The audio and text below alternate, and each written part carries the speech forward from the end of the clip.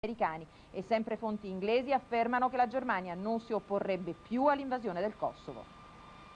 Il Carreca G107, guardacoste della Guardia di Finanza, protagonista della tragedia di questa mattina alle 5 nelle acque internazionali del canale d'Otranto. Nella collisione sono morti in 5, 4 di Pec, 1 di Decani. Dal cuore del Kosovo veniva la piccola Leonita, 5 anni, morta con la nonna e la zia, e il piccolissimo Jasic, 2 anni, anche lui di Pec. 5 i feriti, 3 lievi, ma un uomo anziano ha subito numerose fratture e una donna ferita al capo è stata sottoposta all'attacco. Quando i poliziotti sono arrivati a casa mia 38 giorni fa, ci hanno derubato di tutto. Per 2 giorni mi hanno tenuto nel commissariato, non sapevo di cosa fossi accusato.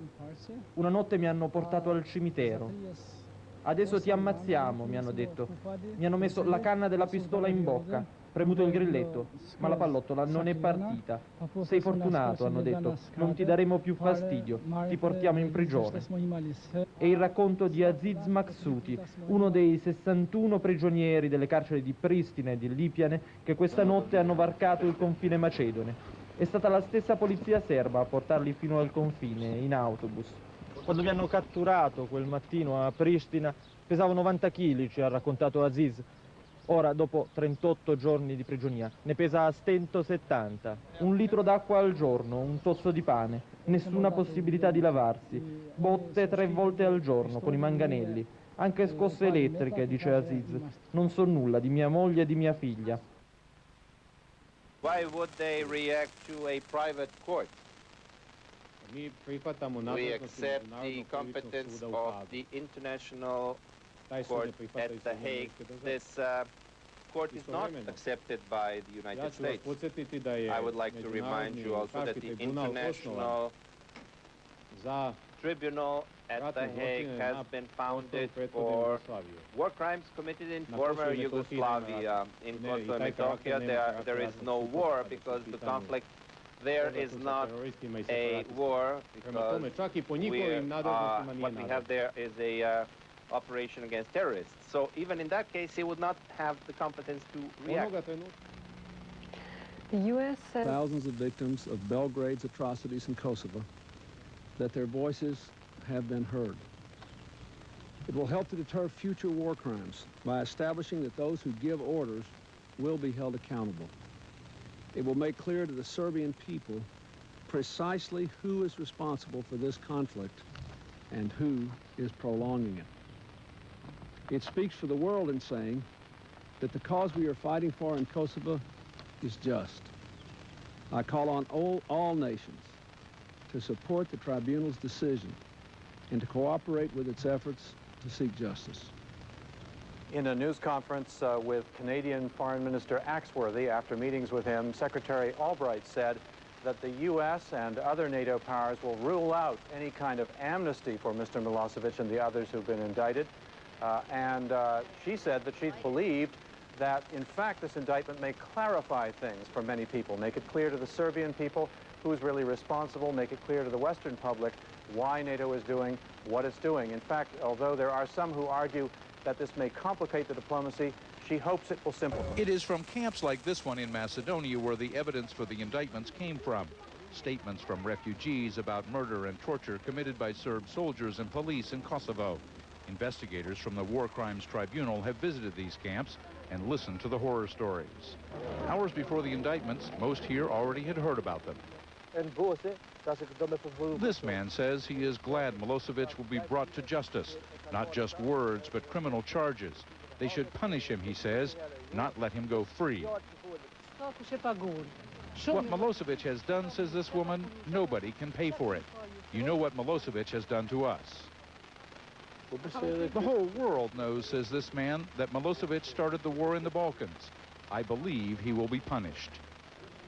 UN Special Envoy for the Balkans, Carl Bildt, in Macedonia on a fact-finding tour, called the indictments a step in the right direction. It's a very significant move. It's a move with a profound impact on the entire process, and it's a move that we almost respect and try to do whatever we can, you know, to make certain that it is carried through. At the Platse camp, these 3 men may provide even more evidence. They are part of a group of 63 prisoners released by the Serbs and pushed across the border. They tell of being held 30 to a cell and beaten by guards day and night. They were not provided food and water for 3 days.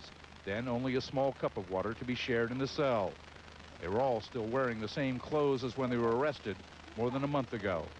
Macedonian police would not allow our cameras into this camp, but CNN was able to meet with the former prisoners. They said more than 2,000 are still being held at the prison, and they were set free to allow more space for the military to hide in the facility. Although 5 indictments have been issued against the Yugoslav leadership, there is little doubt that there will be more, probably down at lower levels, those who actually carried out the actions. In Kosovo, they may find themselves the target of the War Crimes Tribunal. Tom Intier, CNN at the Still waiting for the U.S. and others to provide exactly what she needs, she insists her cases are solid and will stand up in court. Judge Arbour says the driving force behind delivering these indictments now was her fear that Slobodan Milosevic and his associates would disappear, strike a deal for exile and immunity in a friendly country.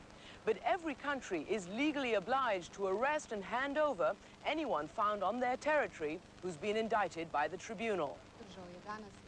But in Yugoslavia, it's unlikely that Slobodan Milosevic or his associates will be brought to justice anytime soon. Indeed, the leaders of the Bosnian Serbs indicted 4 years ago remain at large.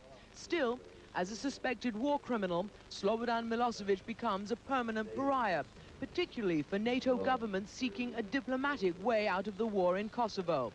Our board dismisses the notion she's complicated the current negotiating process.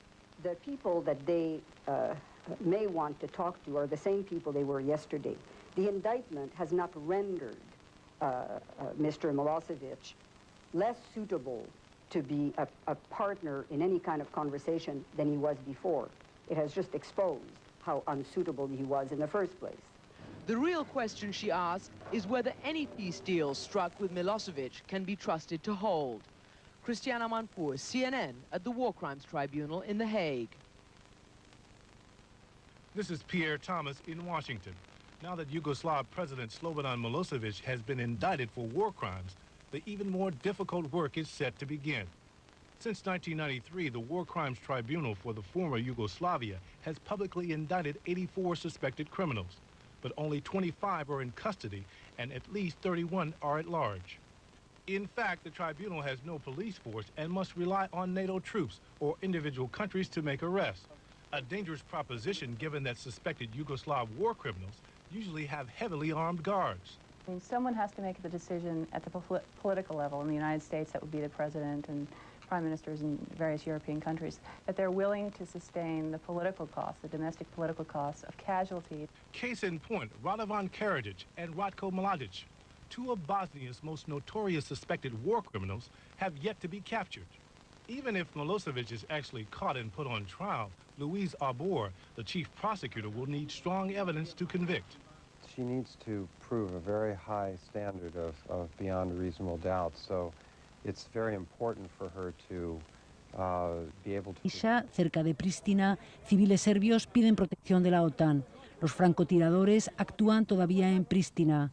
Kosovo es, hoy por hoy, un lugar de ida y vuelta, habitable por turnos. Solo parece haber lugar para los que se van o para los que vuelven.